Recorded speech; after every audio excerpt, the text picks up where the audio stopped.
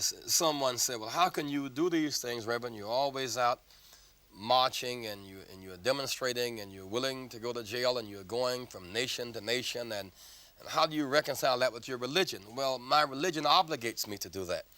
My religion obligates me to go to South Africa and witness. My religion obligates me to go to the Middle East and try to offer a peace plan and reconcile Arab and Jew. My religion obligates me to serve. And so I think that those of us who take our religion seriously, who would follow the mold of Christ, must teach and preach and do it in and out of season. The one fact is that we live our lives as if life is certain and death is uncertain. Death is certain, life is uncertain, and therefore, to that extent, we can make a choice. And so I fight in this struggle now, not because I'm afraid I might die, because if I die, I do not have to face the problems. I fight this fight because I'm afraid I might live, and if I must live, I certainly want to live in a world that's moving in a different direction than the direction it's moving in now. Why did you choose to be a Baptist minister rather than a politician? Well, I was chosen. I did not really make that as a conscious choice.